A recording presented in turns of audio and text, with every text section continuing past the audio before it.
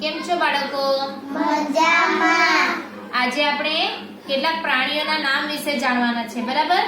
જેમાંથી આપણે ઘરે એવા પ્રાણીઓને આપણે પાળી શકીએ, બરાબર? જેને આપણે રાખી શકીએ એવા પ્રાણીઓને આ પ્રાણીઓ વિશે આપણે શીખવાના છે. હવે તમે જુઓ કે કયા કયા પ્રાણીઓના તમે નામ જાણો. આંગળી ઊંચી કરો. કૂતરો, પછી બિલાડી, પછી સસલું, બરાબર ને?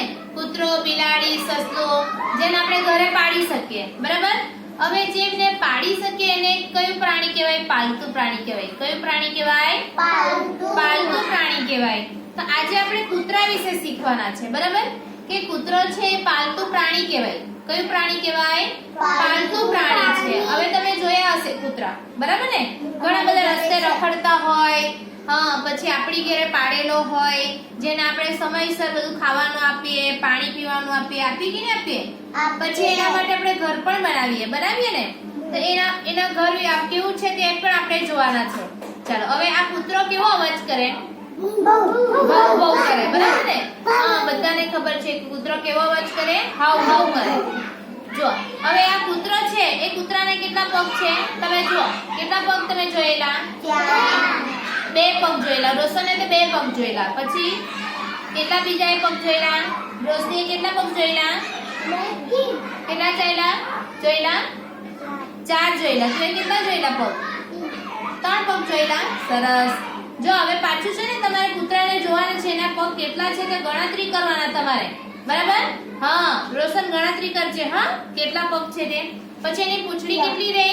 1 પૂંછડી રહે, બરાબર? હવે આ જે કૂતરો છે એ વફાદાર પ્રાણી કહેવાય.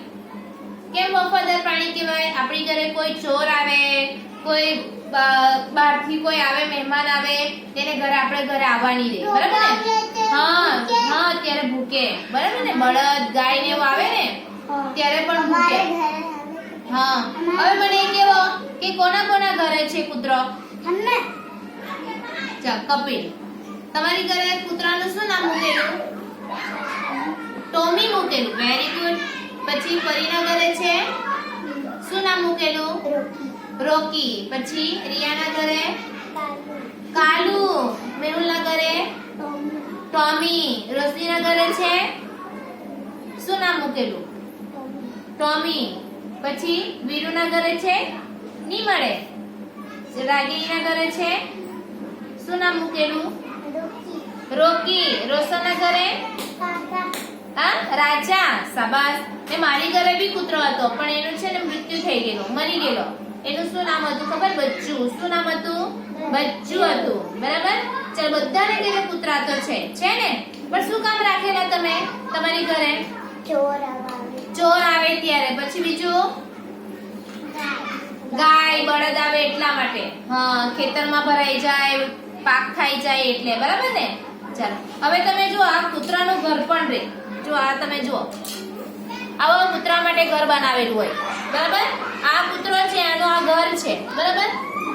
હવે જુઓ આ કૂતરાનો કેટલો ખોરાક પણ છે, બરાબર? કૂતરાના માટે પણ હવે તો દુકાનમાં ખોરાક એના માટે ખાવાનું મળે. હા, તો ડોગ ફૂડ કહેવાય. શું કહેવાય? ડોગ ફૂડ કહેવાય, બરાબર? હવે એને સૌથી વધારે જો આ કૂતરાને સૌથી વધારે જે માંસ હાડકા હોય ને પ્રાણીના એ સૌથી વધારે ખાતો. તમે જુઓ રસ્તે જતો હોય ને કૂતરો કઈ મોઢામાં કઈ હાડકા લઈને જતો હોય, ભાગતો હોય, બરાબર ને? એવા તમે જોઈ લો. હા, તે હાડકા એને વધારે ખાવાના ગમે. પણ સૌથી વધારે અત્યારે તો તમે જુઓ ને તો દુકાનમાં એનું ખાવાનું પણ મળે, બરાબર? તો હવે તમે જો હવે આ જો આ કૂતરો છે ને એના માટે ઘર હોય, એના માટે ખાવાનું હોય. હવે તમારી ઘરે જો કૂતરો હોય તો એને સવારથી સાંજ સુધી એના માટે ખાવાનું લાવવા પડે કે નહીં લાવવા પડે? હા, તમે જે ખાતા હોય તે માંગે. તમારી બધી તમારી બધી ભાષા સમજે કે નહીં સમજે? તમે બૂમ મારે, તમારે જે કૂતરાનું નામ રાખેલું હોય તે નામ તમે બૂમ મારો તો તમારી પાસે આવી રહી, બરાબર ને? તમારી પાસે બધી વસ્તુ માંગે. તો હવે તમે જુઓ તમારી ઘરે તો તમારી ઘરે જો કૂતરા સિવાય પણ તમારી ઘરે કેટલાક પ્રાણીઓને તમે રાખેલા છે, બરાબર ને? છે કે નહીં છે?